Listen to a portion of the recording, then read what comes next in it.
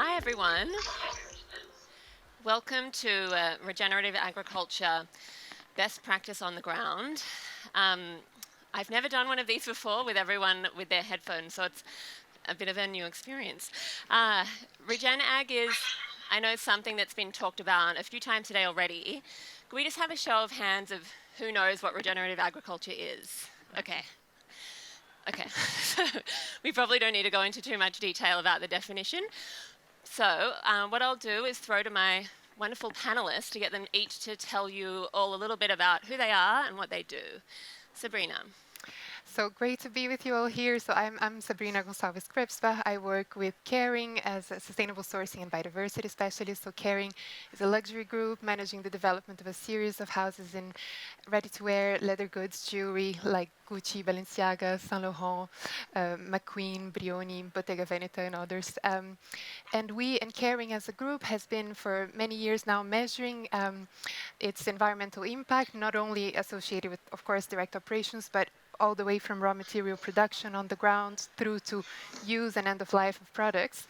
And this assessment that we do every year through what we call our environmental profit and loss account shows us very clearly that the vast majority of our impact as a group, as a company, is at the level of raw material production. And so that's how through our biodiversity strategy, which we launched in 2020, there's a very big focus there in taking really place-based action in the landscapes that were susceptible of impacting through our sourcing of key high-impact raw materials like leather, like wool, cashmere, cotton. And so that's how, and of course, we're very heavily dependent upon these products and on the healthy functioning of the ecosystems that provide them as a business. And so that's how in 2020 as well, we started the Regenerative Fund for Nature, which is a fund that we've started with Conservation International as our partner, scientific technical partner, who manages really the projects of the fund in collaboration with implementing partners on the ground, such as Christine Lippai here from Wildlife Friendly Enterprise Network for our project in Patagonia, which we'll hear more about today. But there's also 6 other projects there in 6 different countries. It might be a good moment to get Christine actually, to talk about that. And we can talk more about the others as we go in the discussion, but yes. Okay, thanks, Sabrina. That was a great introduction. So I'm Christine Lippai. I'm the Executive Director at Wildlife Friendly Enterprise Network. We are a conservation NGO based in the US. We've been in existence for about 16 years. And what we have done is we've partnered with large conservation organizations who actually have projects on the ground. And we have developed a certification process. So our eco-label is internationally recognized, and we certify across many sectors. So we have certified elephant-friendly tea, jaguar-friendly coffee, cacao. We have cosmetics, we have essential oils, and we also are working on the fibre production. So we have worked in Argentina for many years, and you'll hear more about our program there as we go through the presentation. And also I do have a booth here, so I'm here for the next 3 days if you have any questions or want to sort of pick my brain. So I'll be here the whole session. Okay, wonderful. And Dianne with us on the screen. Yes, hello everyone. Would love to be there with you, but my name's Dianne Haggerty, and my husband and I and a great team here, we farm a mixed farming operation in Western Australia in the semi-arid zone. We grow crops and also run a magnificent flock of merino sheep that provide a beautiful fibre, and also do a wonderful job in helping us with restoring our landscape and restoring the biodiversity in the area that we're in. So much so that we're constantly amazed by the beauty and outcomes that confront us every day. We're very privileged. Thanks, Dianne. And Maria. Thank you. So I have a few slides to explain what we do. My name is Maria Estrada, and I'm responsible for the development brand commercial of NATIVA. And we have different regenerative agriculture programs, including in Australia, such as with Dianne and Ian Haggerty. And just to show you in a couple of slides what we do and how we work, our approach is very place-based. That means that we adapt the program to the needs of the different farms that we work with. We're working in Uruguay, in Argentina, in the United States, and in Australia. And we have different pillars in terms of, sorry, this is not, there we go. So in terms of what NATIVA Regen does and how we work, we're looking at three main aspects. On the one hand, in terms of the implementation itself, and I'm sure Dianne can talk a little bit more about this, but it's about improving soil matter, enhancing nutrient cycles, fostering greater on-farm biodiversity, and a responsible management of water. But that's not all. When we look at regenerative agriculture, and just to let you know that we are aligned, for example, to Textile Exchange and their framework for regenerative, there's much more that we can do. And it's about supporting farmers and surrounding communities. So we're looking at building different programs in the countries where we operate to create an impact. And in Australia, we're working with farmers such as the Haggertys in terms of they've been doing this for many, many years. And in other countries, we are transitioning to regenerative agriculture. And that's how final brands can support farmers directly in this transition. And the third pillar has to do with providing brands with those metrics and the data that they need to adapt to their own environmental commitments and the storytelling, which is so important. So these are just some examples of the farmers that we work with. On the left, we have Gabriela Bordavere, who manages a group of farm in Uruguay. It's the pilot farm of the regenerative group that we're running in Uruguay. Jeannie Carver, who's in the States, so she manages 10 ranches that are also in this regenerative agriculture scope, and of course, Dianne Haggerty from Prospect Farm. As I was mentioning, the approach is very holistic and place-based, so this is adapted to the needs of each farm, but it's also adapting to different brands that we work with. So for example, Stella McCartney, we've been working directly with the Haggerty. So it's really unifying, the needs of the brands with what the farms such as Prospect can provide to them. And it's an amazing work doing this from both ends of the supply chain and really joining this. And this is another example with Gucci. So it's great to have Sabrina here representing Kering. What we've done with Gucci as an example is work from a program in Uruguay from this group of farms, working with Quantis, and I know a representative of Quantis was here in one of the previous conversations, and local research organization, ENIA. And in this case, for example, Gabriela Bordavere received an award together with Gucci CEO last year at the Sustainable Fashion Awards in Milan. So it was a recognition of this great work that's done at farm level by a woman farmer in a male-dominated world. So that has to do also with the communication aspect as well. Mm-hmm. So that's it from my side. Great. Fabulous. And so I'm Lucianne Tonti, and I'm the author of Sundress, Natural Fibres and the Future of Fashion, and I also write for The Guardian. I guess the term natural intelligence farming came about just through... I could talk about regenerative agriculture all day. I think it's a really fabulous solution for fashion's carbon footprint. We go beyond mitigating harm to this wonderful solution that restores biodiversity, soil health, water cycles, ecosystem functionality, plus we get these fabulous natural fibres, which are, I think, more beautiful in function and form. So there's lots of positives, like big wins across the board.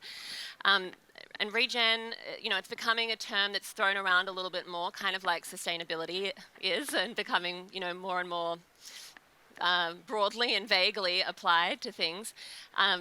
We often hear it described as like a set of practices as opposed to, kind of like an ideology. And that's really what this panel kind of is about today. So Dianne, would you be able to kind of explain to us what practices you've put on your farm and the journey that you went on to get to this, regenerated landscape? Yeah, thank you for that.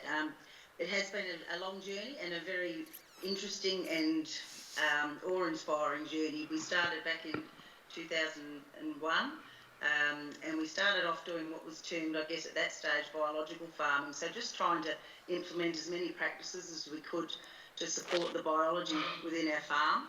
And that included the microbiology and the plants and animals and the whole ecosystem effectively. We started off by reducing synthetic fertilisers and things like that, and then being able to work with the animals and taking off some of the effects upon their ability to optimise their health. So we stopped grain supplementing, stopped using parasitides to affect the gut of the animals. And we were able to see over time that those animals, being a self-replacing flock, were able to improve in their health and the way they interacted with their landscape year on year. As the soil progressed, the animal health progressed at the same stage, and it spiralled upwards in what we call a positive epigenetic spiral, and we've seen outcomes then in the sheep with their ability to flourish in a particularly harsh environment in Western Australia, their ability to convert feed into healthy growth, their water efficiency, their ability to sequester carbon into their wool fibre.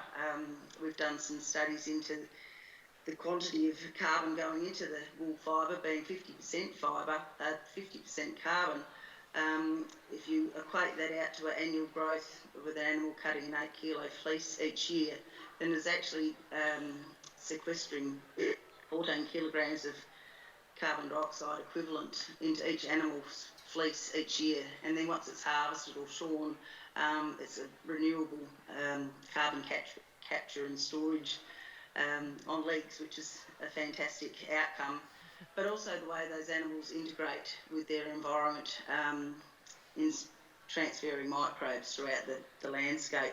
In a semi-arid zone, it's really important that the microbial system has moisture, and it's through the gut and the rumen that those animals, those microbes can be transferred throughout that landscape. So it's, as a result of doing those kind of things, we've realised that we don't need to have a huge impact as a human, because the natural systems are able to do some wonderful things without us interfering too much. So our case has been trying to take away our interference and allowing those natural systems to flourish as best possible. And as a result, the slide there, I'm presuming you can see that at your end, just the wonderful return of a lot of the biodiversity that we can see throughout our landscape at different times of the year, with lots of different insects and birds and reptiles and so forth. And lots of flora and fauna, which has been really exciting. You know, it becomes a joy each day. Yeah, wow, it looks so beautiful. So, you know, one of the challenges that we have with Regen Ag is applying these principles so that they're tailored to individual landscapes and individual regions, because of course, you know, when we're talking about nature, there's, you know, certain things about it that are outside of our control. You know, these projects on this panel, they span continents, you know, all over the world. And so I'd love to put it to both of you, like, you know, what are some of the challenges that we face when we're trying to kind of figure out what we look to, what we measure when we've got so diverse regions and everything. Yeah, happy to kick us off. It's yeah. So when we started the Regenerative Fund for Nature with Conservation International, I think we very, I mean, completely aligned with what we've started to discuss on the need to be very context specific and really not be too top down on. Of course, the different practices and the type of outcomes that we're going to want to measure will depend on the specific landscape. We're not looking at the same challenges, we're not looking at the same transition, they're not the same practices that we'll be looking to implement, and the changes won't be seen exactly in the same manner. But at the same time, we know that there are, we don't want to be making claims that aren't substantiated. When it comes to regenerative, we need to have a framework and a way to demonstrate that there's positive impact. So how do we manage that articulation between what impact measurement that can be quite fragmented and context specific and has to stay that way, and at the same time being accountable for something that is not only just mitigating negative impact, but really delivering positive impact across a series of robust science-based criteria. And so for the fund, the way that we've approached this with CI, well, first of all, in the definition of the landscapes where we reacted, we talked a little bit about that in the introduction, but of course, we know the key areas in the world that we're sourcing raw materials from. We know the impact of those practices in general terms. And so we're able to overlay that map of the pressures that we're exerting on nature through our sourcing of these high-impact raw materials with the state of nature in these areas. So Conservation International helped us to really look at priority hotspots from a need for regeneration perspective, following a series of criteria. And that's how together we defined areas where we wanted to take action. And then for each of these projects, like the one in Patagonia, but others in Mongolia, India, South Africa, France, Spain, each of them has their own monitoring and verification framework. So we have 5 pillars for the fund. Each project has to have a way to draw a baseline and demonstrate positive impact across these 5 pillars, but in a very context-specific way. So we have soil health, including an element of organic carbon sequestration in the soil and improving that, but also other elements of soil functionality and soil productivity, microbial health in the soil and water retention, etc. Then we have biodiversity, and that may be the one that is the most diverse across the projects, because again, we will be looking at various different, we can look at how different species, in species diversity is evolving, abundance of particular species that are important in the landscape. We can look at camera traps as a way to track the return of certain species. We can look at just diversification of the crop rotation if we're looking at crops like cotton, for example. And so really, the metrics vary a lot there, but for each project we have a way to measure that. So we talked about soil biodiversity. For crops as well, importantly, we decided to be really clear on all of the projects, although there may be a transition, seek to eliminate the usage of synthetic inputs, which is a really important, goal to have, although again there can be an element of transition. Right? And a challenging one, and one to be really clear about and to draw a line in the sand, and then again work towards the transition and provide the support both technically and financially to the farmers that are doing the transition, because we know it's not easy. And to get off pesticides and fertilizers after you've been farming with them for 70 years. Exactly. And you will, I mean, there is a risk of losing a little bit of your yields and and not necessarily being able to value and get premiums for we're talking a little bit about that earlier as well. It's so it is a challenging transition, but we felt it was really important to make that really clear and to set that aspiration for the projects for which this was relevant. And then the two other pillars are, of course, social impact, demonstrating positive value generation for local community. There's no way that any of these projects can be successful without having really social impact at their core. So really finding ways to measure and demonstrate that we're moving in the right direction from that perspective. And for animal-based materials, animal welfare as well, because we can also see sometimes trade-offs between improvement in environmental impact and animal welfare. So we wanted to be really clear that we're also looking, of course, for enhancements in terms of animal welfare across the board. So we approached it with these 5 pillars. Again, the reality on the ground will vary for each project, but staying always within this framework. And then at a portfolio level, we can look at the amount of hectares and the number of beneficiaries at a wider scale. So I might just bring Christine in now, because for the wildlife-friendly, sorry, I keep forgetting all the acronym words, Enterprise Network, we see a different set of metrics, because what we're looking to is, conservation some of the time, and then also how this kind of feeds into our regenerative agriculture practices. So could you tell us about that? Yeah, sure. So again, thanks for the introduction on that. So obviously we're coming from a conservation perspective, and just a tiny bit of background is that we evolved from a program in the Midwest of America that looked at predator-friendly livestock ranching. So where you had farmers trying to coexist with wolves, bears, coyote, whatever it might be. And so we have adapted that very successful program into a global program. So we have a set of criteria and set of guidelines that obviously have a conservation goal. So we have conservation principles embedded in our certification standards that have to be adhered to and also verified. So that's how you get your certification, it's how you get your recertification. So obviously we came into this program as conservationists. We're looking at biodiversity, but we just go that little step further, and we whilst we are looking at biodiversity in those criteria, we're specifically looking at wildlife. How can we conserve specific wildlife? And in this context, you just saw the video just before we came on of the livestock guardian dogs. It's a really simple tool, but it is a tool that livestock farmers can utilize that will help to protect the sheep because they're free-ranging. They're not actually in tiny little pens. They're across this vast landscape. In fact, the target under the fund in Patagonia is to have regenerative farming on 300,000 hectares, which is a vast area. So that's how we are trying to help farmers to coexist. We have a number of metrics, which we may go into as well in a second, but including the soil health, the biodiversity. There is a lot of endemic plants and insects. We just saw from Dianne as well, from the slide that was just shown, beautiful creatures that are just cropping up as soon as you've got some kind of restoration going on or regeneration. It's incredible how the species will just come back, and you know, it's a kind of easy little step to go from, you know, degraded to, oh, actually we're getting some regeneration there. So that's where we're coming from. We come from a let's try and coexist with wildlife. This is a conservation program as well as sort of regeneration agriculture. I think it's so interesting too, because, you know, when we're talking about the power of nature and what can come back, and we're talking about how we measure this, I think it's, you know, so fascinating to think that you could be regenerating the landscape and having these benefits that you couldn't have possibly imagined would be there. And Dianne, I know this is something you've experienced, and I'd love to hear you talk a little bit more about, you know, some of the things that have surprised you on this journey. Well, I guess our prime focus, I guess, in the beginning was trying to build resilience within our landscape and our farming business.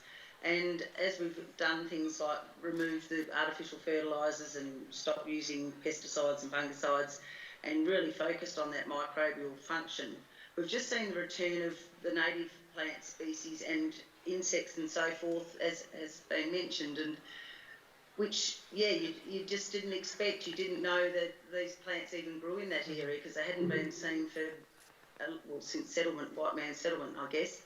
And it's just been a wonder to see them returning in quantities as well across vast landscapes. We manage 25,000 hectares in the area that we farm, and we have thousands and thousands of hectares of native grasses returning in different forms and so forth.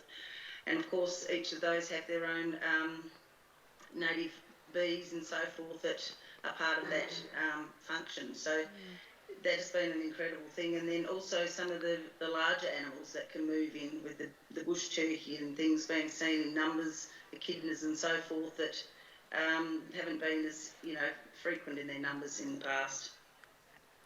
Yeah, and I know when we've spoken, you've talked about the impact of having such a diverse diet has had on the sheep's. You know, something we hear about sheep farming is like, and all livestock farming, is that the methane emissions are terrible for the planet, and, you know, we need to reduce the amount of sheep that we're running on our lands. But you've had a different experience. Yes, no, it's been interesting seeing seaweed being promoted, and yes, I have no doubt that actually has a good impact on reducing methane, because we did actually, in the early days when we were transitioning our sheep from a conventional farming system, we did actually use some supplements such as seaweed to assist them in maintaining their health while we transitioned our farmland across to a better, more diverse natural system. But what we found is once we had increased that biodiversity within their landscape grazing opportunities so that they were able to select from a vast range of different plants on a daily basis, they stopped selecting the seaweed. They didn't need it anymore.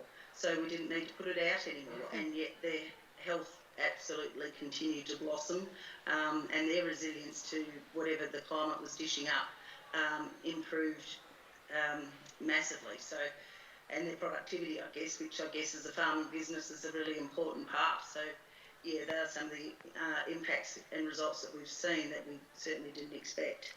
So by productivity, you mean they were growing more wool? Growing more wool, and the wool quality itself become increasingly, I guess, magnificent, very, very soft, very lustrous and very stylish. So, yes, beyond what we could select as far as breeding size and so forth, the progeny each generation has just become better and better of its own accord through those animals being able to have a consistent, diverse diet so that they're able to select what they need all the time, and there's a consistency in what they're eating throughout the year despite what the climate might dish up. Yeah. It's very interesting to hear you say stylish, and of course we're here at a Fabrics Expo, so it might be time to bring in the real fashion part of of the conversation. So, I get asked a lot, because I talk about regenerative agriculture all the time, by independent brands, where can I buy these fibres, how can I buy them? And it can be very challenging, because what we need is visibility all the way to the source. And of course, fashion has a complicated supply chain, which can make that very difficult when you're a small brand. But luckily, we have some very big players with us today. You're able to tell us a little bit about how to make it possible. Right. So when we created NATIVA and then we built on top of this the NATIVA Regenerative Agriculture programs, of course we started talking directly to the final brands, whether it's luxury brands. I know I mentioned before Gucci and Stella McCartney, but we're working with many other brands. And some of these brands, what they're looking for is exactly what you're saying, the farm provenance information, and as much information as you can provide to that becomes really compelling to then tell to that final consumer, whether it's through a QR code or creating just more information in any of the platforms that the brand chooses. This is where the fiber is coming from, and this is what's really happening at farm level to create this luscious, amazing fiber. And what we've seen is a lot of, not just acceptance from the brands, but they become excited about this option, of telling the story, of showing how they are, helping reduce CO2 emissions related to farming, how they're, improving biodiversity or water, what's actually happening. So there's this connection of the very, one end of the supply chain from the farm to that final brand and to that consumer that I find is working out a lot in different brands. Of course, they have to be sustainably led. They have to have that either in their DNA or it has to be part of their objective. So it's like the opposite of greenwashing, but it's happening. I see a real change in that. And just as an anecdote, we were talking to a brand earlier who said, I feel that the decision making of the final consumer, it's still the design and what we offer, and not so much. And I said to this person, I said, actually, but when you build on top of this, all of it, then that kind of feel-good factor in the positive sense makes them want to buy it more, really want it more, and something that's really strong on both ends.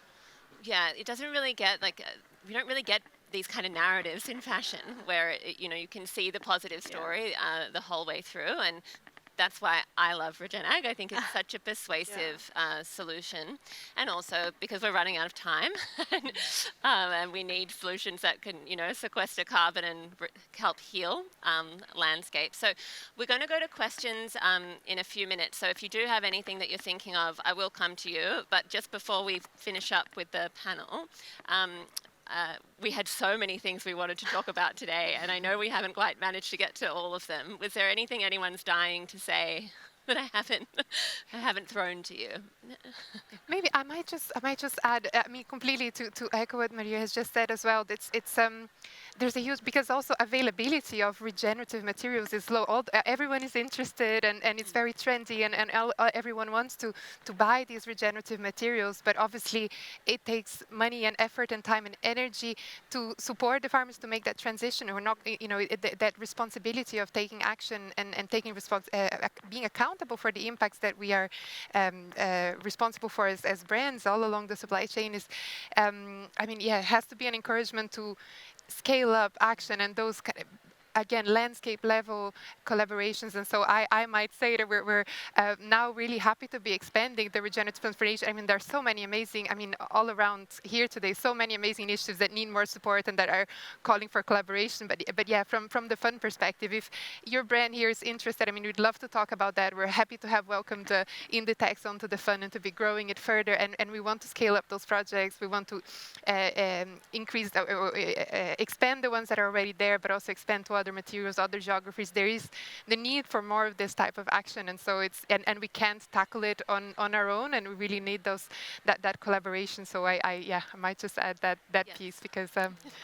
Yeah, it's important. I loved that Dianne was talking about that the fact that the wool was of a much better quality, and that picture with all of the various species that were there. I've just been to Edinburgh to visit a certified enterprise that we have on our books, and she has wild meadows of wild flowers, and she's harvesting them, and she had 2 little tiny plots, and one was of a certain mint, and one was just left as it was, and it was grasses and all sorts of things. And you'd think that, you know, because the mint was just growing on its own, she did the analysis, and the concentration of the essential oils, the quality was weaker in the only with the mint in its own little plot, whereas when it had all of these other and the sort of microbial, sort of mycorrhizal combinations and discussions, the quality of that essential oil coming out of the mint that was growing in a naturally sort of regenerated field was out of the water sort of thing. It was just incredibly strong. So that's also, like, if ever you needed a reason why you should actually go into regen, it's because the quality for, you know, already that's the plus. So yeah. Yeah, more delicious and nutritious. There you go. From the farmers who are farming food regeneratively, and then exactly like Dianne said, the quality of the fibre is superior. Yeah. So I see one question up the back. Here we go. Hello, thank you. I'm Christopher Stopes from the Global Organic Textile Standard, and I'm really interested and really fascinated by this regen conversation. And I just wanted to ask about the way that organic fits with regen, because organic is essentially regenerative, and I think the farm fibre production is one part of a regenerative organic textile system. The other part is the processing, which we also need to address. And the Global Organic Textile Standard is a processing standard based on the use of organic natural fibres, which is essentially regenerative. And I'm just wondering, I know Kering is interested in organic textiles as well. I was just interested if we could talk maybe a little bit more about organic as regenerative, whilst also validating and recognising the fact that regenerative may be important in its own right. Yeah, well, I think we've got to clarify that organic does not necessarily mean regenerative, but certainly organic is a piece of regenerative agriculture that's very important. But I'll let you answer because it was for you. Yeah, no, absolutely. I think it's such an important point. And also, I mean, because in relative terms, Kering as a company has, when we look at our environmental profit and loss account that I mentioned a bit earlier as part of how we see our materiality assessment, where our impact lies, we in relative terms, we're more exposed to impact through animal-based materials than cotton. So in relative terms, we only have 1 out of 7 for now projects of the Regenerative Fund for Nature that are looking at cotton. But I can say for this project, and certainly for any projects to come, I mean, very much for crops, it's very clear. We want organic and regenerative together, and really and organic in its vision, in the principles that it holds. True organic is very much regenerative, and it's really the focus is to make sure that not only are we growing organically, but also making sure we're maximizing the implementation of practices that are going to help to restore the health of the soil, like cover cropping or intercropping or diversifying, doing more conservation at landscape level, and a series of things that we might not do in a systematic way in organic, although when it's truly organic, very much so. So it's really about not reinventing the wheel, combining those approaches. We know that there's a lot happening, and it's about building on what's already there, and very much recognizing. And I think the point on holding the integrity of the chain of custody and looking at the processes along the supply is a very important point. So the work of the Global Organic Textile Standard there is hugely important. So thank you. One more. Hi, I'm Charles. I'm at the Royal. I'm one of the fabric geeks, but I'm better known from the performance day stage. We're in Britain, and if I read the British media, The Guardian, George Monbiot, I read something completely out of link with what Alan Savory, who is much associated with regenerative agriculture, says. So my question to the panel, do you see animals and mixed farming as regenerative agriculture, or should we take the British line, which is that rewilding is where animals are, they are not part of regenerative agriculture? What are your views? Lucy, I know you've got a vested interest, so... Well, I mean, I think from this panel, it's quite clear that we think animals are a key part of regenerative agriculture, but I won't speak for everyone. I would definitely, yeah, I mean, I've read Isabella Tree and looked at the NEP estate and done a bit of a trip around Europe this last month. And of course, that's where we come from. We come from the fact that animals are part of, wild animals are part of that landscape as well. And certainly in Patagonia, one of the things that we're looking at is not just coexistence with predators, but coexistence with the guanaco. So the camelid that occurs naturally in that landscape and has been pushed actually to the extremes of foraging capability, because the sheep are getting the better forage, but the rumen of the guanaco means that it can actually survive on the sort of poorer grasses. But in actual fact, they're better for the landscape because they've got their little pads on their feet, so they're not trashing the soil or degenerating the soil anymore. So yeah, we see also that if you're going to try and maybe drop the quantity of livestock, or sheep in this instance, which is, I'm going to throw out a silly figure, but $20 a kilo for wool, let's say, in Patagonia, guanaco fibre is worth $300 a kilo. So if you can have a live shearing of guanaco as it wanders through your farm, you're definitely going to balance out your profit, because we're talking people, profit and planet. So if we've got that other P in there, the profit, the dirty P, then it makes sense to have wildlife and animals as well as livestock on the in the landscape. Dianne, do you want to add anything? Well, I guess from our experience, they've been critical, the sheep in particular, in enhancing this landscape function without them transferring those microbes, which is what's really important for the plants. Be able to break up the hard pans in the soils or improve the fertility of the soils that are here on this very ancient landscape of Australia. We would find it very difficult to manage otherwise at this point in time, given that we have had a history of the last couple of 100 years of changed practice from what was here originally. So to try and restore some of that back, we're needing those animals that we can actually work with. Yeah. Yes. My name's Julian. I'm co-founder and CEO of a company called Saltico, and we're developing textiles out of plants which come from regenerated wetlands. And so this is a really interesting topic for us. One of the challenges is around MRV, measuring, reporting and verification of the environmental credentials of the regenerative landscape itself, specifically around things like biodiversity. You're mentioning like camera traps and stuff like that. The expense grows quite exponentially when you're looking at all of these different data points and how you can verify that they're true. And I was wondering if you have any thoughts on the future of regenerative agriculture and how we might build a viable model for some of that MRV looking into the future. Ooh, big question. Maybe for Dianne. Sure. Yeah, Dianne, did you hear? Yeah, I guess there's a number of different options, and it is a really important question. There is a few different programs around that have been established at the moment, and some of them are actually looking at doing the verification and then linking that to a digital token so that consumers can actually purchase a digital token that is ecologically verified to give, as an investment, but also to ensure that they're directing their own personal funds to, as a reciprocity towards our landscape and restoration of ecological services. So there are different things out there that are looking at trying to encourage that measurement and verification process, but in a way that can engage all members of the community. Okay. Well, thank you all so much for coming. I've been given the wrap it up signal, so we're out of time. But I'm sure, we have booths here, so if you've got more questions, please come and seek us out. And yeah, thank you so much for being here, and thank you all and Dianne for joining us from WA. Thank you. Thank you.